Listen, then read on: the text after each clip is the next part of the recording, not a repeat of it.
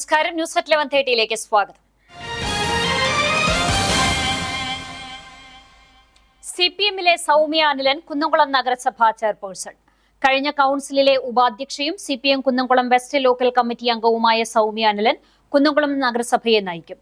Chairperson തെരഞ്ഞെടുപ്പിൽ സൗമ്യയ്ക്ക് 18 വോട്ടും യുഡിഎഫിലെ chairperson സ്ഥാനാർത്ഥി മിഷ സെബാസ്റ്റ്യന് 10 വോട്ടും ബിജെപിയിലെ ഗീത ശശിക്ക് 7 വോട്ടും ലഭിച്ചു.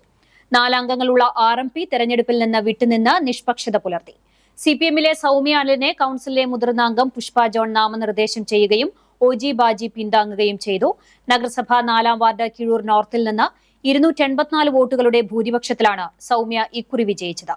39 അംഗ ഭരണസമിതിയിൽ 18 സീറ്റ് നേടിയ LDF ആണ് ഏറ്റവും വലിയ ഒറ്റകക്ഷി. UDFന് 9 അംഗങ്ങളും BJPക്ക് 7 അംഗങ്ങളും RMPക്ക് 4 അംഗങ്ങളുമുണ്ട്. ഒരു കോൺഗ്രസ് വിമതയും വിജയിച്ചിരുന്നു. 2015-ലും 2020-ലും കേവല ഭൂരിപക്ഷമില്ലാതിരുന്നിട്ട് കൂടി CPM നേതൃത്വത്തിലുള്ള ഇടതുപക്ഷ ജനാധിപത്യ മുന്നണിയാണ് ഭരണം നടത്തിയിരുന്നത്.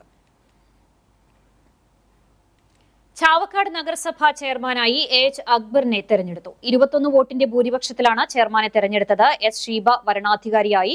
16-ാം വാർഡിൽ നിന്നുള്ള LDF ചെയർപേഴ്സൺ സ്ഥാനാർത്ഥി AH അക്ബറിനെ 25-ാം വാർഡിൽ നിന്നുള്ള ഷീജ പ്രശാന്ത് നിർദ്ദേശിച്ചു. 4-ാം വാർഡിൽ നിന്നുള്ള സഫൂറ ബക്കർ പിന്താങ്ങി.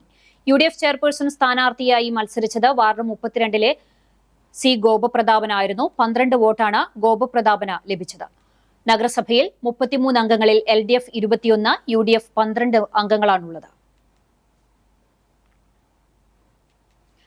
മണ്ഡലകാല സമാപന ദിവസമായ നാളെ ഗുരുവായൂരപ്പന് കളഭാട്ടം നടത്തും. ഗുരുവായൂരപ്പന് ദിവസവും കളഭം ചാർത്താറുണ്ടെങ്കിലും കളഭാട്ടം നടക്കുന്നത് വർഷത്തിൽ മണ്ഡലകാല സമാപന ദിവസമാണ്. മണ്ഡലകാലത്ത് 40 ദിവസം പഞ്ചഗവ്യാഭിഷേകവും 41-ാം ദിവസം കളഭാഭിഷേകവുമാണ്.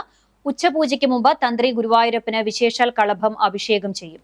കോഴിക്കോട് സാമൂദ്രിയുടെ വക വഴിപാടായാണ് വിശേഷാൽ കളഭ അഭിഷേകം. ചന്ദനം, കാശ്മീർ കുങ്കുമം, പനിനീർ തുടങ്ങിയ പ്രത്യേക അളവിൽ ചേർത്ത് സുഗന്ധപൂരിതമായ കളഭക്കൂട്ട് തയ്യാറാക്കുക.